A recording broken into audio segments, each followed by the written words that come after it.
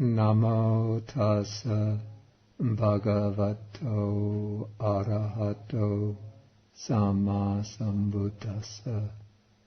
Namo tassa bhagavato arahato samma sambuddhassa. Namo tassa bhagavato arahato samma sambuddhassa. Good evening, everyone.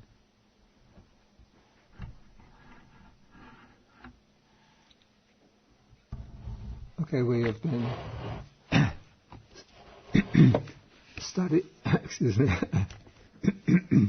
studying the Nandakovada Sutta. This is Sutta number 146 in the Majjhima Nikaya, and this is found on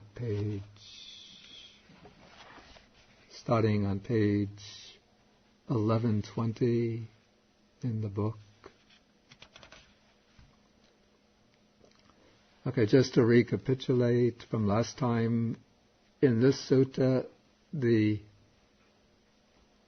Buddha instructs a monk named Nandaka to give, or the Buddha requests a monk named Nandaka to give instructions to the bhikkhunis, to the nuns. And the monks had been taking regular turns and giving instructions to the nuns. And for some reason, this Venerable Nandaka tried to evade taking his turn, but the Buddha gave him a especially strong injunction to give these instructions. And so Venerable Nandaka goes to the nuns' quarters and he gives them a talk in the form of a dialogue of questions and answers.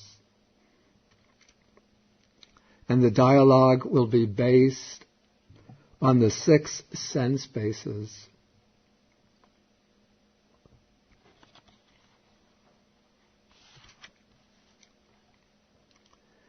Okay, and the first part deals with focuses upon the 6 internal sense bases. That is, it starts off from the eye, ear, nose, and so on.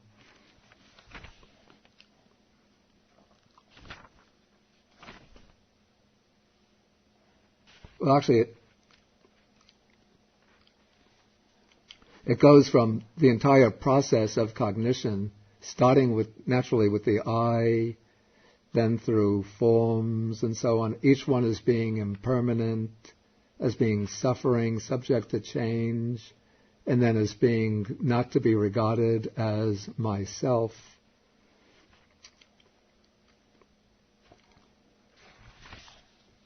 And then it comes into a simile in paragraph 9. The simile that we took last week is that of the oil lamp burning, and then its oil is impermanent, subject to change. The wick is impermanent, subject to change. The flame is impermanent and subject to change. And therefore the radiance or light also must be impermanent and subject to change. And from this the conclusion comes by comparing the different constituents in the simile to factors in the process of cognition. The conclusion is drawn that whatever feeling arises must be impermanent and subject to change, because each feeling arises in dependence upon its corresponding condition, and so with the cessation of its corresponding condition, the feeling ceases. Okay, that's as far as we got last week. Now we come to paragraph 10. Okay, here we're going to use, or Venerable Nandaka is going to use a different simile to illustrate the impermanence of the external sense bases, that is, the sense objects. Okay, suppose a great tree is standing possessed of heartwood. Heartwood is the solid core of the tree. Okay, now, for this tree, its root is impermanent and subject to change.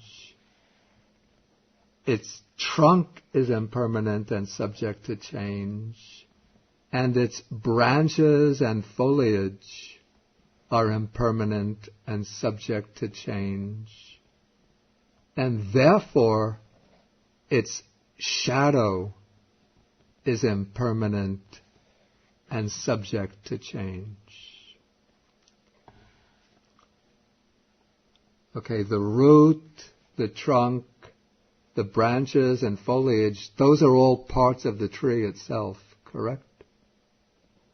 The shadow is something which is cast by the tree. So this is going to lead into the application of the simile. But let's continue. Okay, now, could one say rightly that the root, trunk, branches, and foliage of this great tree, possessed of heartwood, are impermanent and subject to change, but its shadow is permanent, everlasting, eternal, and not subject to change?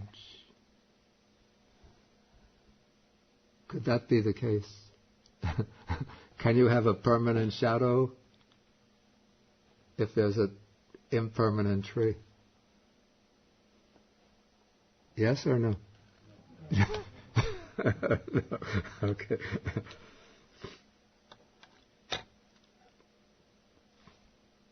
So why is this?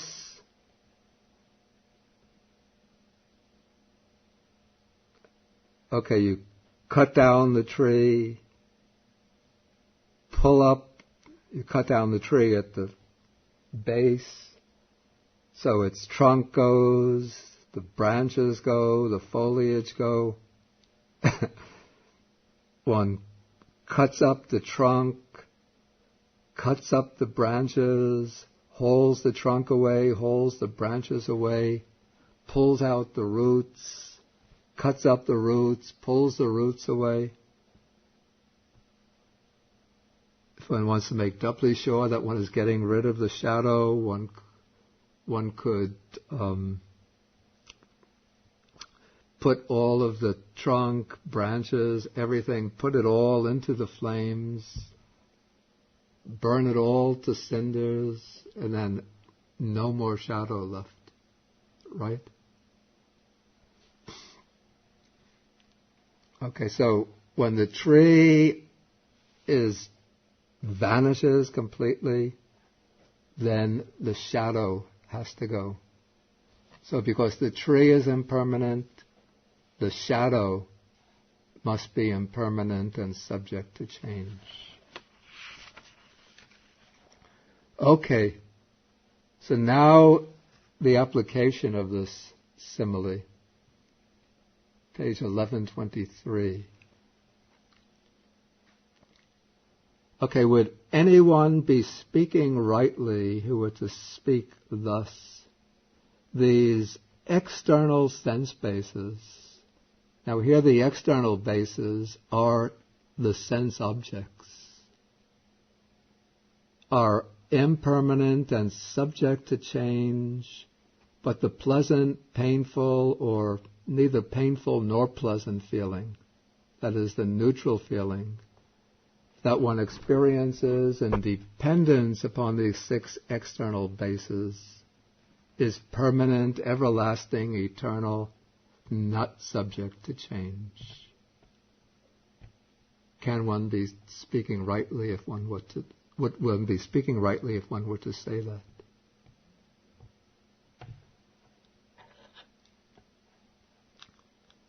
Now, it seems to me somewhat interesting that in the case of the internal sense bases, the simile is given of the oil lamp with its flame burning. That illustrates the internal sense bases. Because maybe, but in the case of the external sense bases, a simile is given of a tree possessed of heartwood. Does there seem to be maybe any rationale behind this difference in the similes?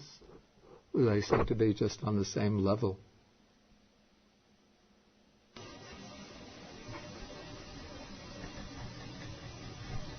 The flame could be an analogy to light. Okay, that's one interesting similarity. It wasn't quite what I was thinking of, but it also has some validity.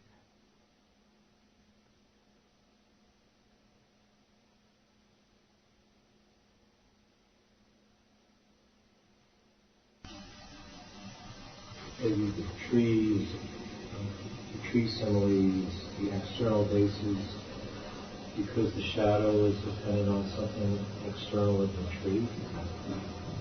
Sunlight shining on the tree and projecting the shadow. So there's another external factor involved. The tree simile, it's got to be some kind of light.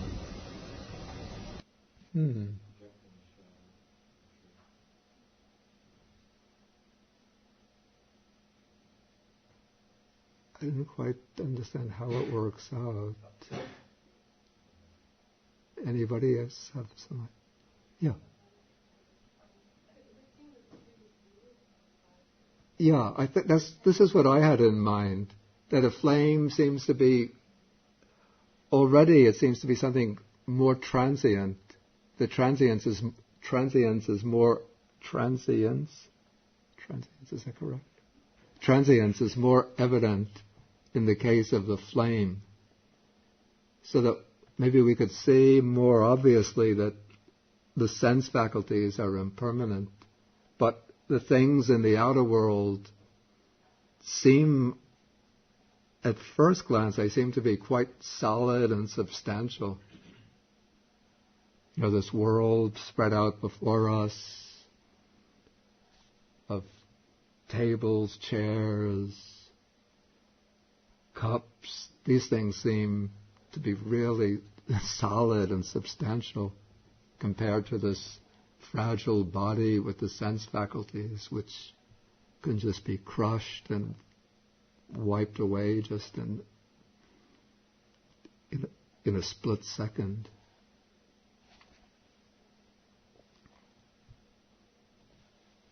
Okay, but even though the tree appears to be something solid, stable, lasting, if one reflects on the tree, one realizes that the tree also is impermanent. Yeah. Could the tree be an analogy to the human body in that looking at, stands straight, it has more substance than the flame, than the oil. And that the shadow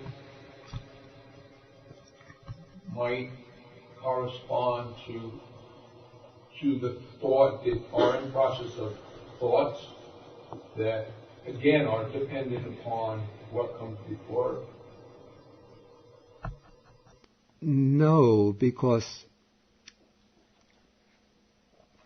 unless I'm missing something. It's a reach by me. Yeah. I think it's pretty clear here that the tree represents the 6 external sense bases. And though, the tree has the root,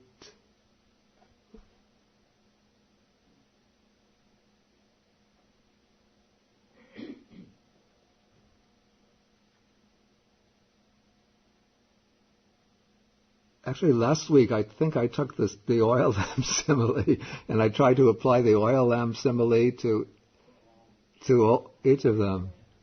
And then I took the lamp itself representing the external sense space, right? Yeah. And the oil and the wick, because the wick, the pillow is the oil. Yeah. It's like the contact there. And if you have a craving, and then feeling and the study is the craving, then it's like the lighter. It sparks there. You know, because we see, we always have something to see it, but we don't have the craving, we don't have the feeling, and the oil lamp just still there. But if you start to have the craving, like the lighter. Yeah. Yeah.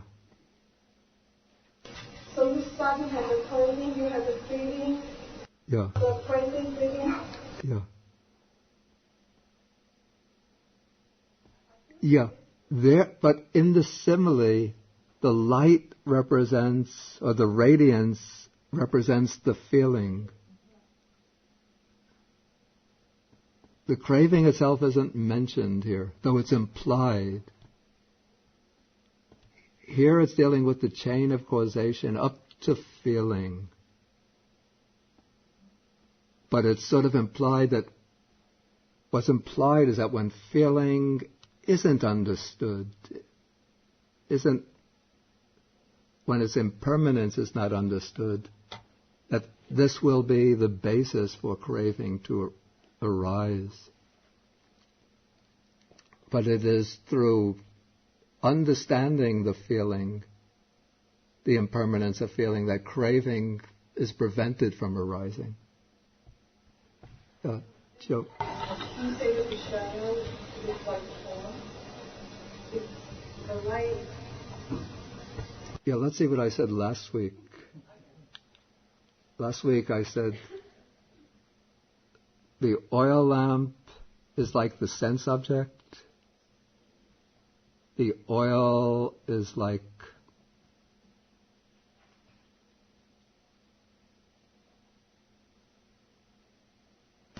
the internal or external sense object. Or the external sense object. Last week I said the oil lamp is like the external sense object. Did anybody take notes on that? The oil lamp is like the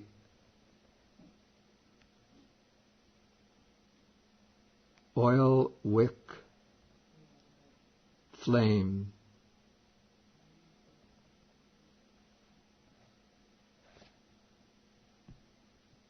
Did you have notes on it?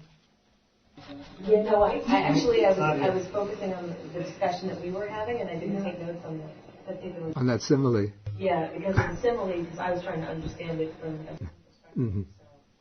I think we had them both at the internal and external sense bases, because I remember Marcy and I commented that, well, then the oxygen must be contact, but so I think we were broadening the. Yeah. Yeah, I brought both in.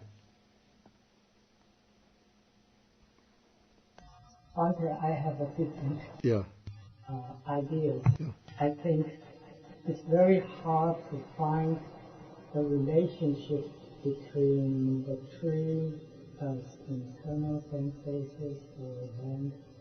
But I think that's not the point.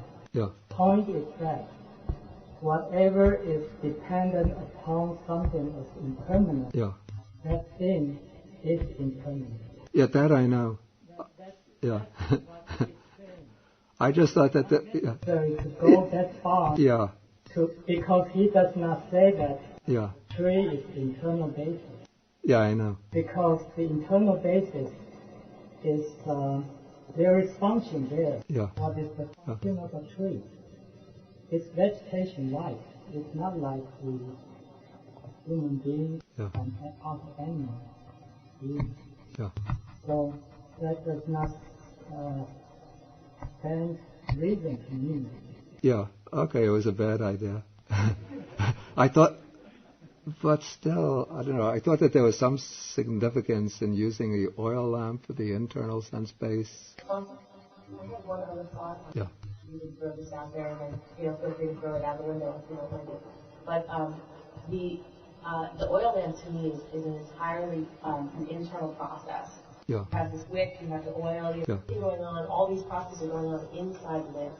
So it's very easy to think about all of that in terms of an internal sense base, of that activity going on within one's own physical form. Yeah. Whereas the tree, when he describes the tree, he's not talking about, what's inside each branch. He's talking about it in terms of all of the external, what you see in the tree. I don't know if he say the bark, I don't remember if he says the bark, but he says No, he doesn't mention the bark. The trunk, the branches and foliage. Yeah, the pieces that you can see.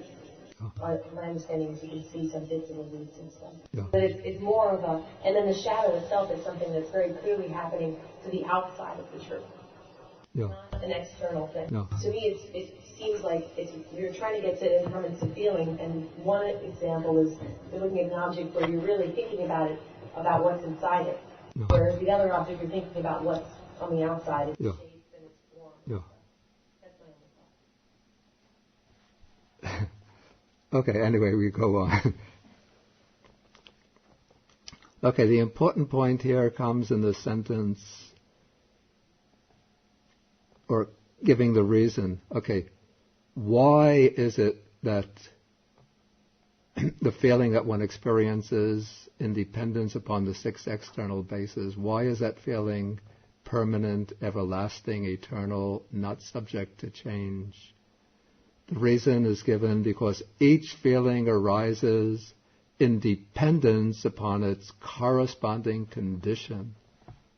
And with the cessation of its corresponding condition, the feeling ceases. We had that sentence also last week in relation to the 6 internal sense bases. But I got through that a little quickly because we were coming to the end of the period. But I want to go back and then to take this in a little more detail. Because each feeling arises in dependence upon its corresponding condition. And with the cessation of its corresponding condition, the feeling ceases.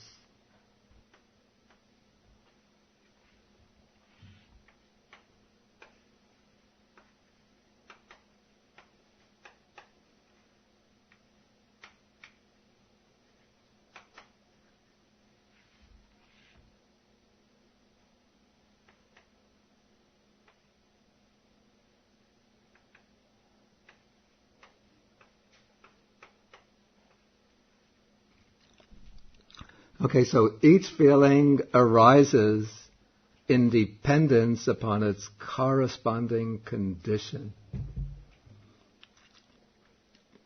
So there's actually not one single condition upon which feeling arises, but there's actually a bundle of conditions that brings feeling into being.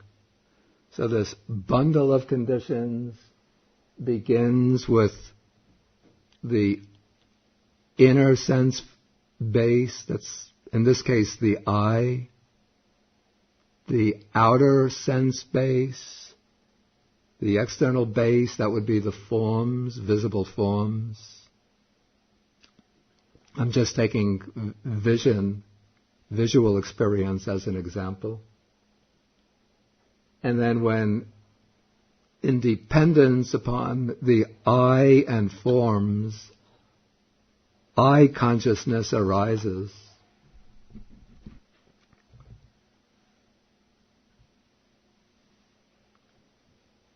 And then the coming together of these three, or is what we call contact.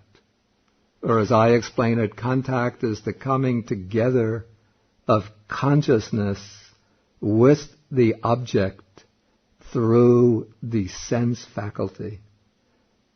Consciousness is the coming together, or contact is the coming together of consciousness with forms through the eye, the coming together of consciousness with sounds through the ear, coming together of consciousness with odors through the nose, and so on. Okay, then contact can be of three kinds of contact. The contact takes place through each of the 6 sense bases. And each of these 6 types of contact can be of 3 qualities.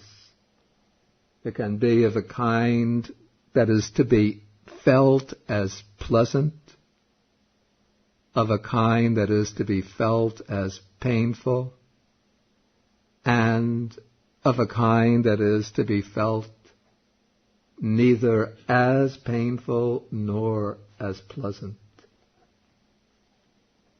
This is what we can call a neutral contact.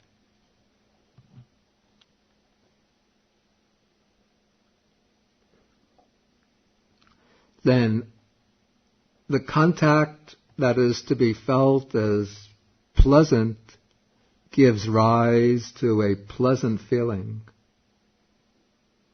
The contact that is to be felt as painful gives rise to a painful feeling.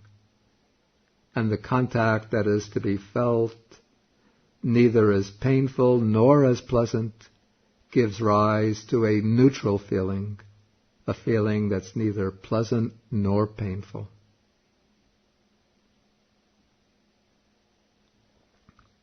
And now all of these conditions through which feeling arises are impermanent. In fact, they're all constantly ceasing, constantly coming to an end, moment after moment.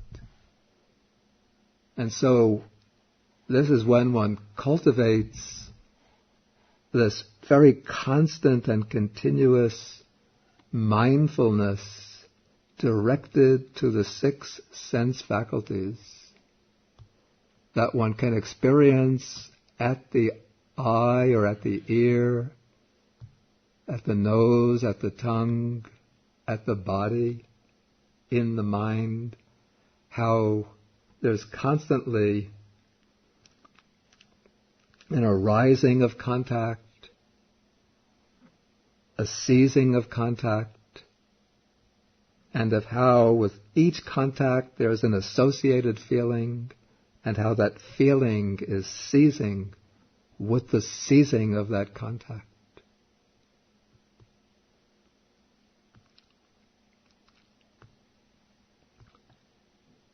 And so with our ordinary, say, day-to-day consciousness, the way we experience the world, things seem to be solid and substantial, and our own feelings give us the impression of a solid, substantial world. But by directing the attention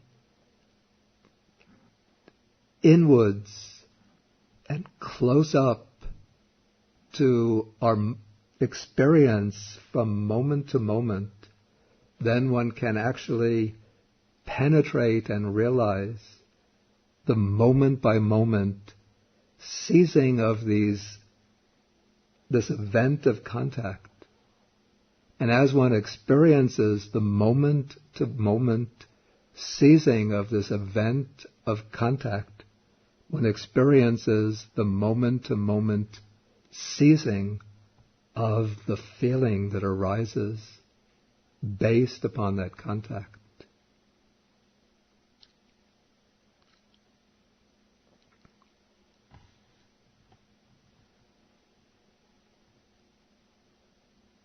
And then the understanding of the impermanence of feeling becomes so important in the Buddhist training, because it is through not understanding feeling that the 3 latent tendencies or underlying tendencies are activated, stimulated and activated.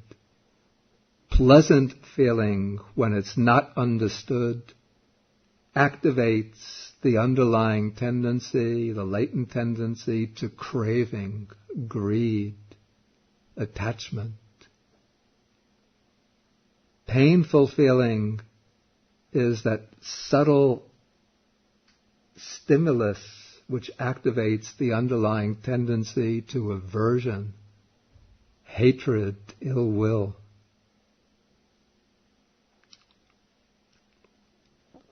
And the neutral feeling, when it's not understood, is what activates the underlying tendency to ignorance or delusion.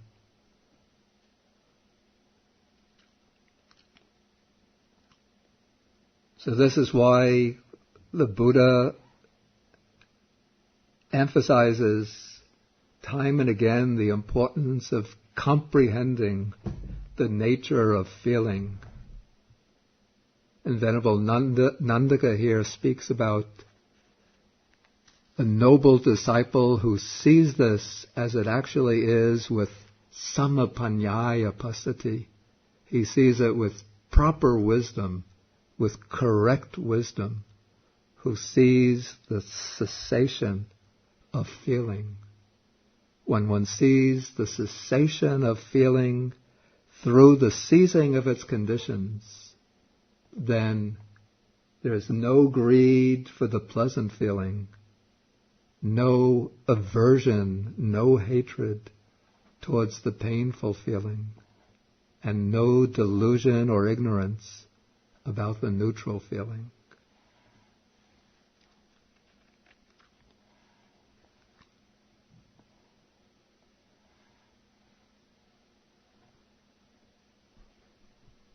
Okay, now Venerable Nandaka goes on to give another simile, a rather weird one. This is a simile that must have been something that could be readily seen in ancient India in those days. These days we don't see anything like this, because it all goes on behind big stone walls. A skilled butcher or his apprentice might kill a cow and then use his sharp butcher's knife to carve it up. Then without damaging the inner mass of flesh and without damaging the outer hide, he would cut, sever, and carve away the inner tendons, sinews, and ligaments with the sharp butcher's knife. Okay, then having done all this, he would remove the outer hide and cover the cow again with that same hide. Okay, could he rightly say that this cow is joined to this hide just as it was before? Is it possible? Can you milk the cow? Does the cow make any sounds?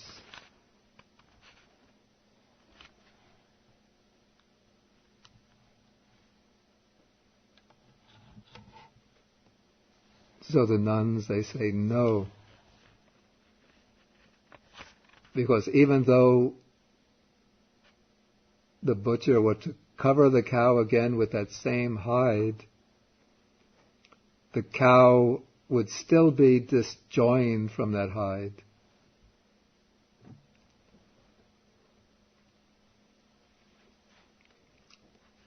Okay, so this is in paragraph 12, has the application of the simile. And I'm not sure that it really works in every way. It's just a simile.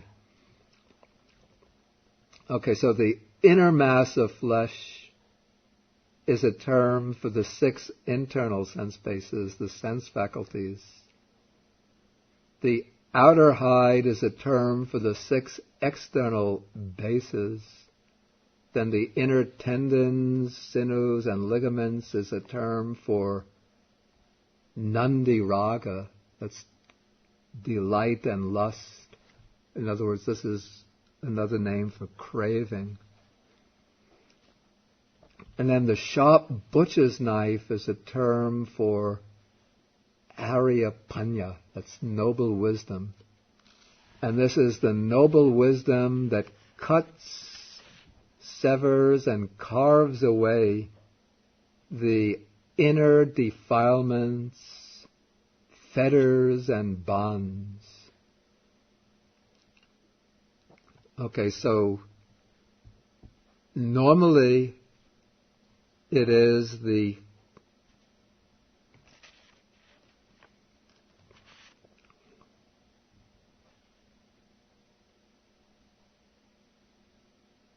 these inner defilements, fetters, and bonds, or this delight and lust that holds the inner sense bases, the sense faculties, to the sense objects, to the external sense bases.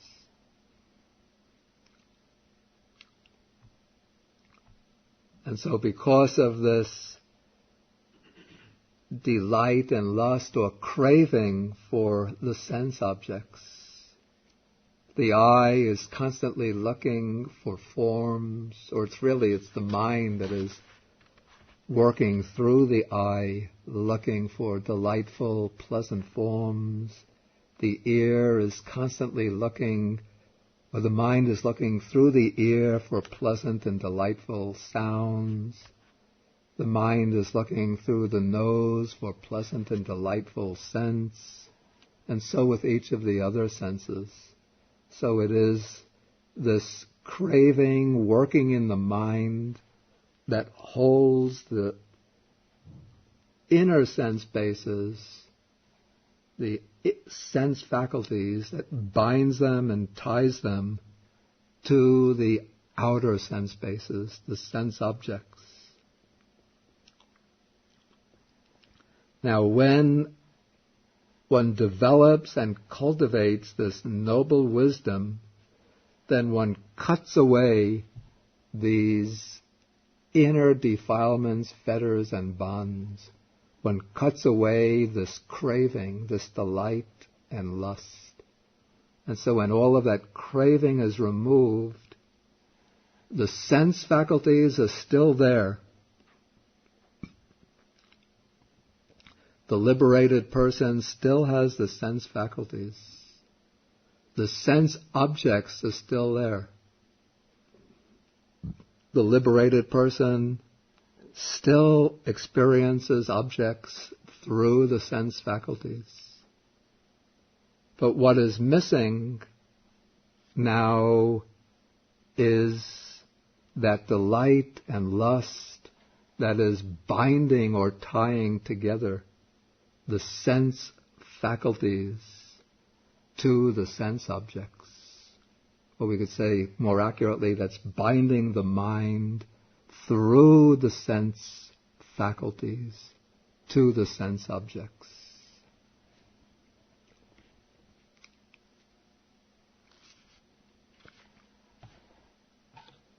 There's a sutta that comes in Samyutta Nikaya which gives a simile that illustrates this. It's a different simile, but it illustrates this from a different angle.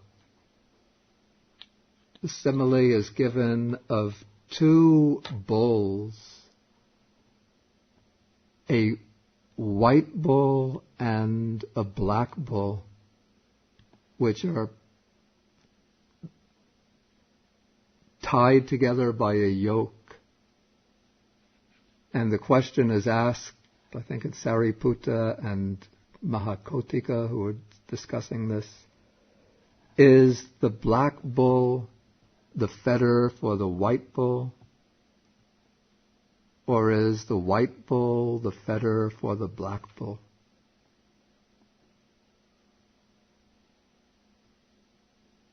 What is the answer? It's like a riddle.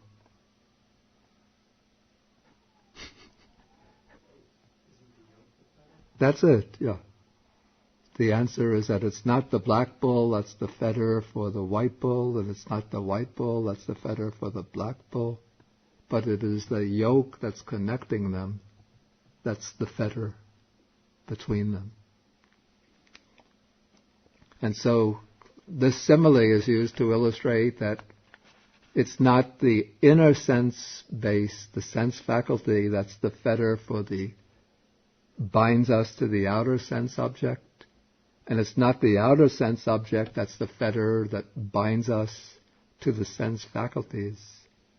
But it is this craving or attachment that is the fetter that binds the inner sense bases, the sense faculties, that binds them to the outer sense bases, the sense objects.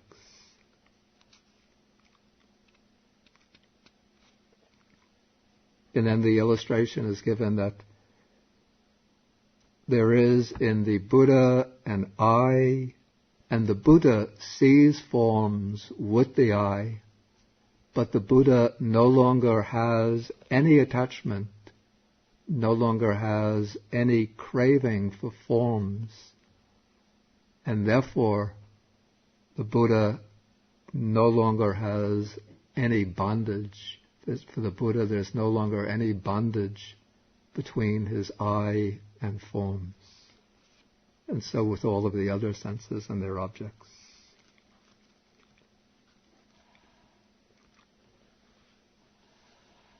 Okay, so now in paragraph 12, Venerable Nanda establishes that it's noble wisdom that is the main instrument for cutting away this craving or delight and lust.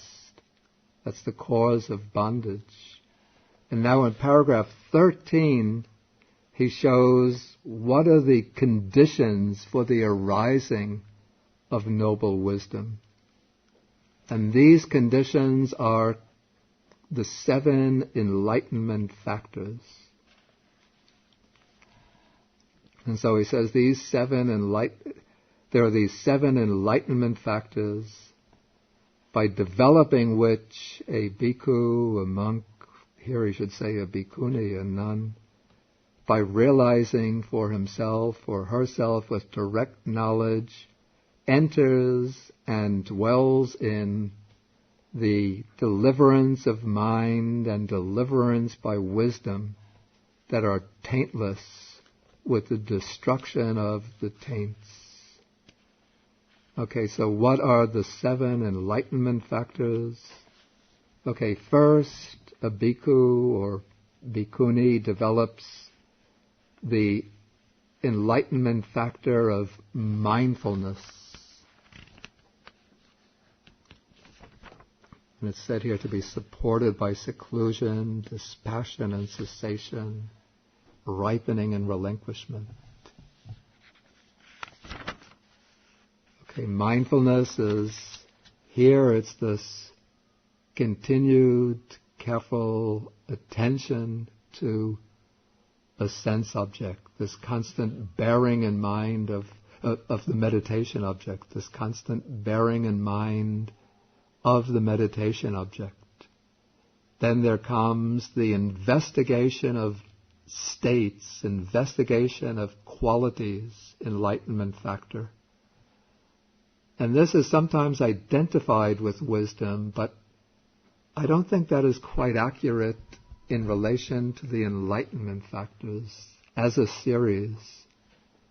We could say that the investigation of states enlightenment factor is just the very elementary type of wisdom, because the investigation of states enlightenment factor, this is the quality by which one investigates one's own states of mind, and one is able to distinguish what are wholesome and unwholesome states of mind, what are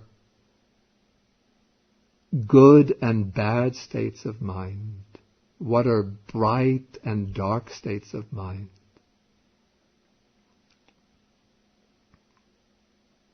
and one knows how to overcome the unwholesome, bad, dark states of mind, and how to cultivate and strengthen the wholesome, worthy, bright states of mind.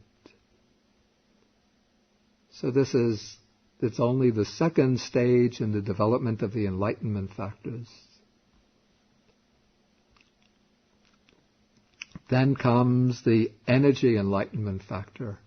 As one goes on developing mindfulness, cleansing one's mind through investigating the states of mind, then energy increases, one's mental energy, one's vigor in the practice. As one becomes more vigorous in one's practice, then there arises this joy and bliss, which is called rapture. Then rapture still has this element of excitement in it, but as one's attention to the meditation object becomes more consistent, more sustained, the mind quiets down and settles more continuously on the object. And so that excitement of rapture subsides and becomes replaced by tranquility, passaddhi.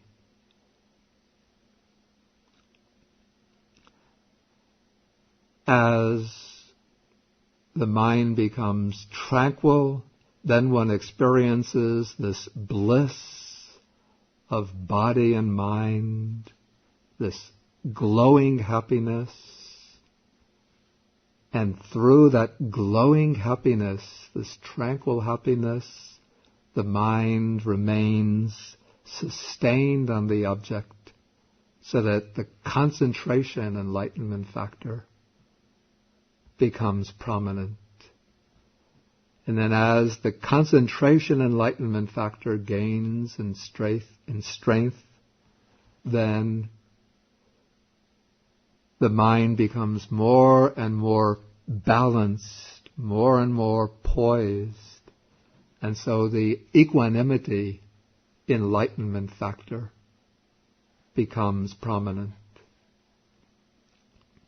And then all of these 7 enlightenment factors now working together become the supports for this noble wisdom, which is able to cut away the inner defilements, fetters, and bonds.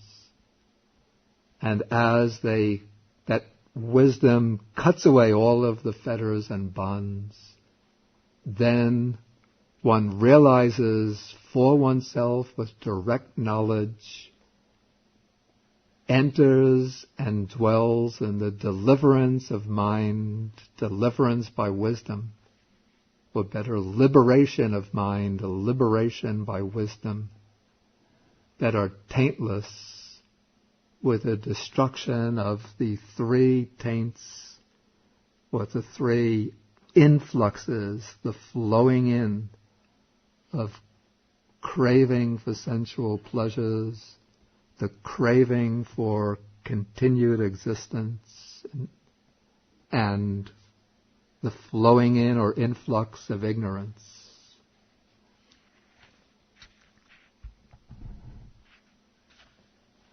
Okay, with this, the Venerable Nandaka brought his discourse to an end. Okay, I'll finish the sutta, then I'll ask for questions. Then he dismissed the bhikkhunis, telling them that they can go. Okay, then the bhikkhunis went to the Buddha, the Blessed One, paid homage to him, and stood to one side. And the Buddha told them that they could go. I have to say this is a little bit peculiar here, because at the beginning of the sutta, if you remember, the Venerable Nandaka goes to the monastery for the nuns, the Rajika Park. Where is this? Page 1120, towards the bottom. Venerable Nandaka goes to the Rajika Park to instruct the nuns. Yet here, Venerable Nandaka is dismissing the nuns as though the nuns were at the monks' monastery. Then the nuns go to the Buddha as if this is the Buddha's monastery. And then the Buddha says, "You can go, it is time." It seems that there's some inconsistency here.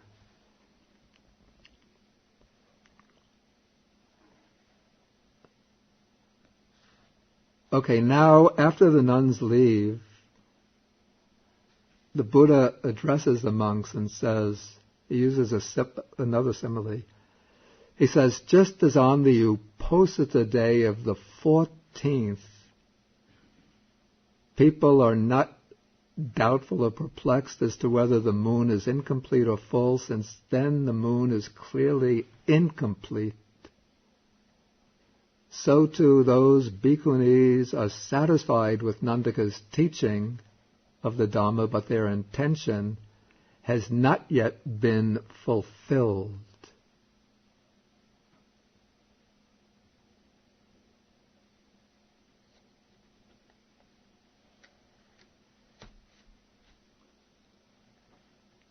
Yeah, on the 14th Uposita day, that is a day of the dark moon.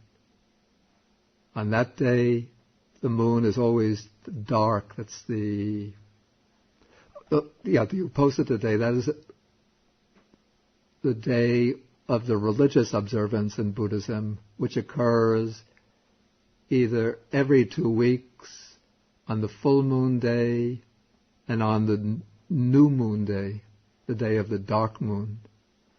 And most of those are 15th of the fortnight of the 2-week period.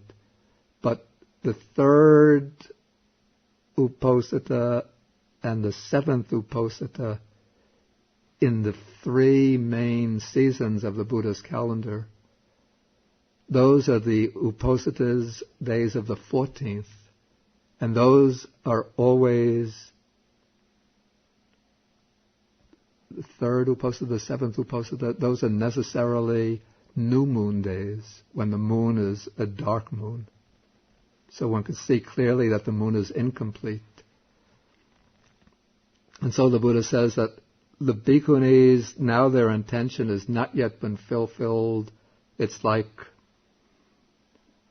the moon on that new moon day. It's like the dark moon. Okay, now on the next day, now the Buddha addresses the Venerable Nanda and says to Nandaka, tomorrow you should instruct those bhikkhunis in exactly the same way. The commentary said that the Buddha considered how could those nuns be instructed in such a way that they could reach the fulfillment of their intention, so that they could reach some stage of realization. And then when the Buddha considered this question, he understood that if Nandaka were to instruct the nuns on the very next day, the nuns would be able to achieve realization. And he wanted Nandaka to teach them exactly in the same way, and by teaching them in that same way, they would be able to reach realization. Okay, so now Nandaka agreed, and then the text says, the next morning the Venerable Nandaka dressed and so on, and then it repeats the same sutta. The Pali repeats the same thing. The instruction, the discourse is exactly the same, up to the point where the nuns come to the Buddha, pay homage to him, and then depart. Then the Buddha says, just as on the Uposatha day of the 15th, that is the full moon day, people are not doubtful or perplexed as to whether the moon is incomplete or full, since then the moon is clearly full. So too those bhikkhunis are satisfied with Nandaka's teaching of the Dhamma, and their intention has been fulfilled.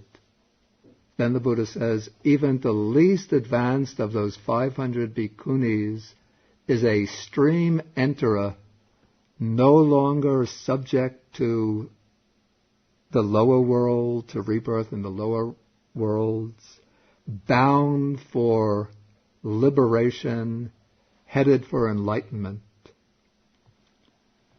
Okay, this is what the Pali text says. Now, an interesting variation, to which I'm indebted to my friend Venerable Analayo and his sutta study. He's done a comparative study of this Pali version of the sutta with its Chinese counterparts, so counterparts in Chinese translation. And he's found that there are two Chinese counterparts coming from different early Buddha schools. And in both of those counterparts, when Venerable Nandaka completes his first discourse to the nuns attain the stage of non-returner. That is, they end up at the third stage of enlightenment, the third of the fourth stage. And in that way, their intention has not yet been fulfilled. Then when Nandaka gives his discourse the next day, then they reach arhatship.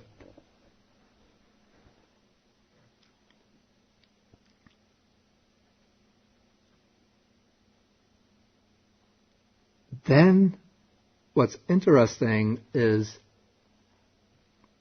there's a comment in the Anguttara Nikaya. There's a little sutta where the Buddha pronounces this Venerable Nandaka the chief monk amongst those who give discourses to the nuns, the top instructor of the nuns. And then the commentary to that gives an account of this sutta. And in the commentary to this Anguttara Nikaya commentary, when it relates this sutta, it says that after Nandaka gave his first discourse to the nuns achieved, if I remember correctly, the stages of stream entry, once returner, and non-returner. And then when he gave his second discourse the next day, then they achieved arhatship. So here the Anguttara Nikaya commentary is pretty much in agreement with the versions of the discourse that have come down from the other early Buddha schools and been translated into Chinese. But it is different from the version of the sutta that has come into the Majjhima Nikaya.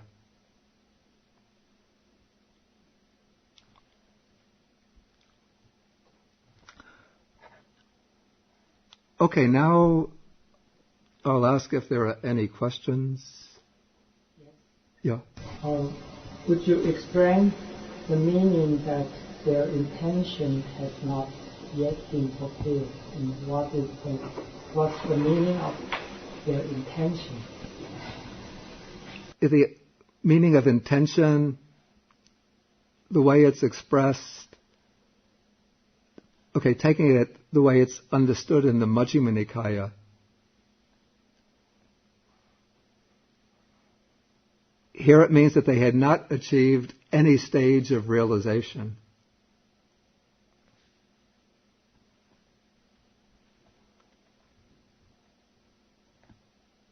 Or maybe that's not correct. But they were aspiring to reach, each one was aspiring to reach certain stages of realization. But they had not yet attained, this is the way it's to be understood in the Majjhima Nikaya. Each one was aspiring to reach a certain stage of realization, but they had not yet reached the stage of realization that they had been aspiring to reach. So in the Majjhima Nikaya, when the Buddha says their intention has been fulfilled in paragraph 27, then he says even the least advanced of these 500 bhikkhunis is a stream enterer. That would imply that some of them were aspiring just to become a stream enterer in this life, not aspiring to go any further. Whereas some could have been aspiring to become once-returners, some aspiring to become non-returners, some aspiring to become arahants. What is the Pali word for here, intention? Is there anything in connection with the second factor of the Eightfold Path? It's sankappa. It's the word sankappa. Yeah, it's the same word. So could it mean that they have some right view but have not yet developed to intention? No, because the word sankappa has several shades of meaning. Here the sense is more that their aspiration has not been fulfilled. That is to say that they do not have such a strong desire or intention to let go of these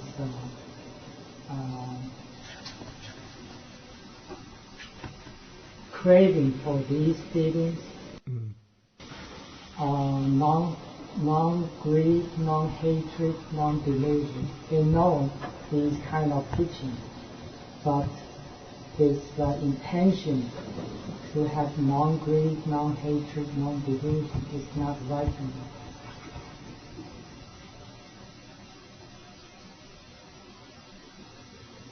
Is that the meaning here? Can it be interpreted in this way? I wouldn't understand it in such a technical way as that. I would understand it simply in the sense that their aspiration has not yet been fulfilled.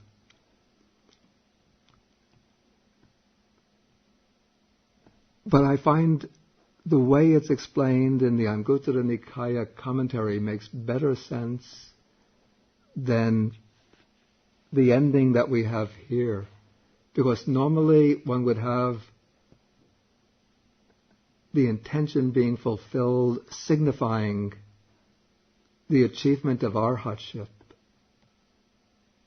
And so in the ending given to the sutta, the way it's recounted in the Anguttara Nikaya commentary, their intention is said to be fulfilled when they achieve arhatship. And that is also the ending which is given in the versions of the sutta that comes down in Chinese translation. But I wouldn't try to connect the word sankappa here with samma sankappa of the Noble Eightfold Path. I think that would be forcing it into too narrow a sense. Okay, Tom. The ignorance that you're thinking about regarding the latent tendency to mental feeling, isn't that's a different ignorance from the taint? Isn't that more of an ignorance of that? Isn't that more of just a lack of awareness of that mental feeling versus the ignorance referred to? Yeah, that's a good point.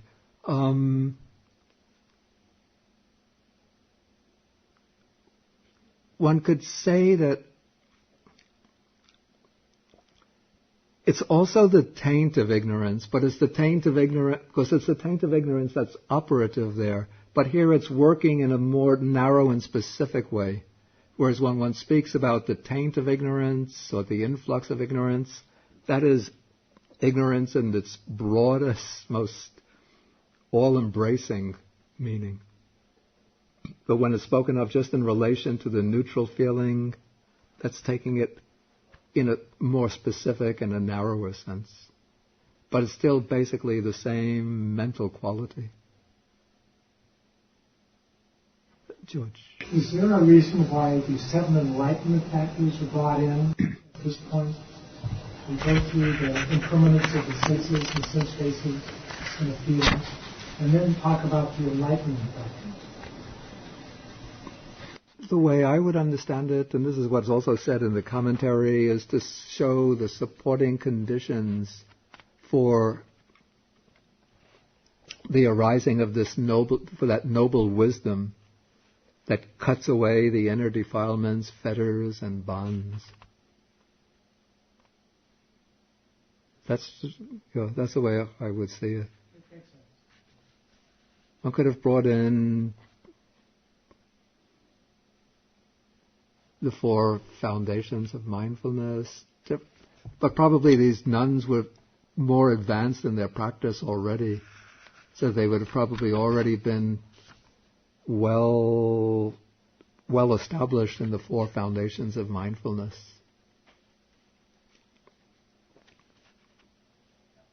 And so then by bringing in the 7 enlightenment factors emerge from the 4 foundations of mindfulness. They sort of spiral out of them.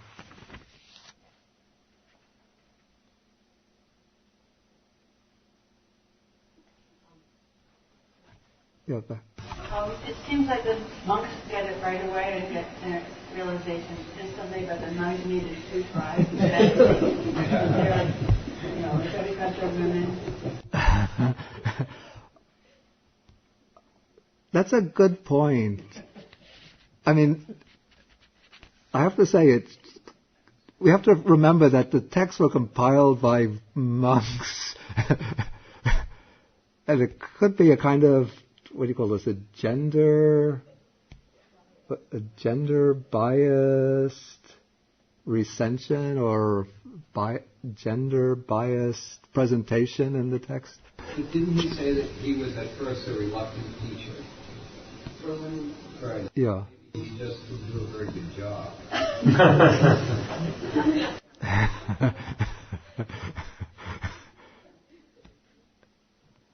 But don't forget also that there are many, many monks who didn't get it after many, many teachings. So I read somebody had made the comment, what? Yeah, this was the interesting point. That what's said is that in the Pali version, it said that Nandaka gives exactly the same teaching the second time. Whereas in the version that come down in the 2 other schools that have been translated into Chinese, it's not said that he gave exactly the same teaching. It's just that he went and he taught the nuns, and then after his teaching, the nuns achieved the fulfillment of their intention, and then the Buddha says that they achieved arhatship.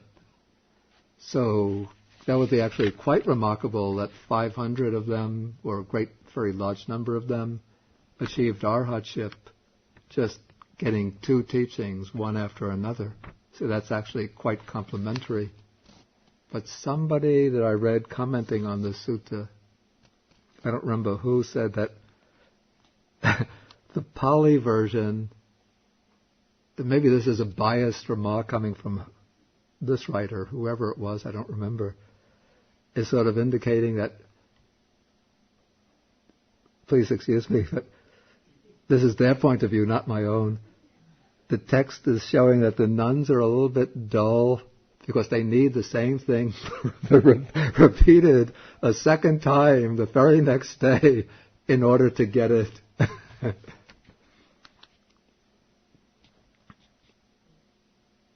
Anyway, I don't... We were talking about, by the end of the sutta, one of their And this one, they're stream entrants, and the other one, they're arahant. But going back to paragraph 6, because, Venerable Sir, we have already seen this well, as it actually is a proper wisdom thus. Yeah. Does that not indicate any sort of attainment? It doesn't necessarily imply the attainment of a stage of like stream entry.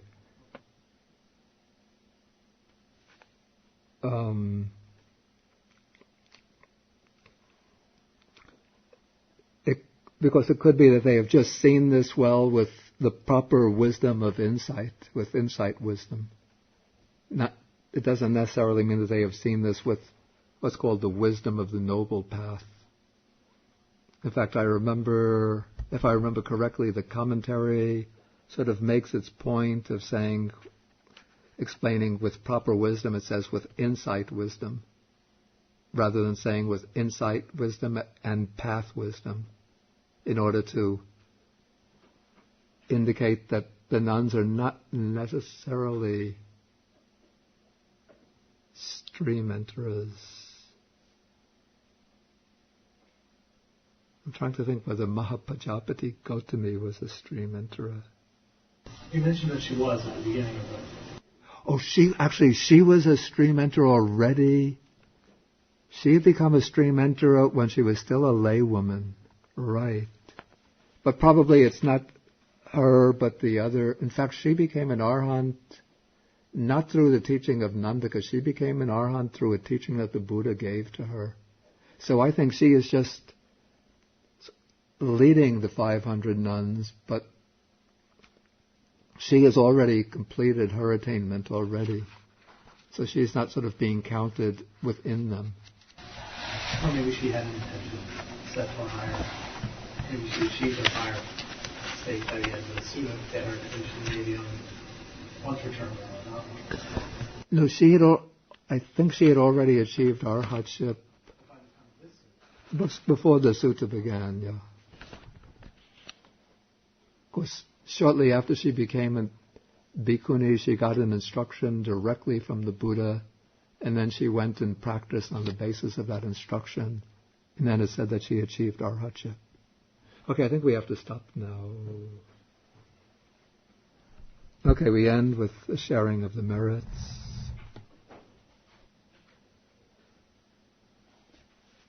Share the merits with the Dhamma protecting deities, the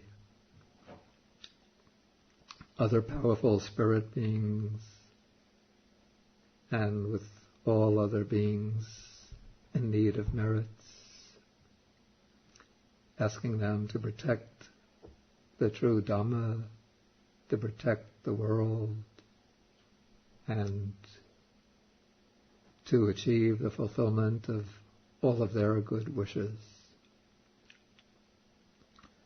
Akasata chabumata deva naga mahitika punyantang anumoditva chirang rakantu sasanang.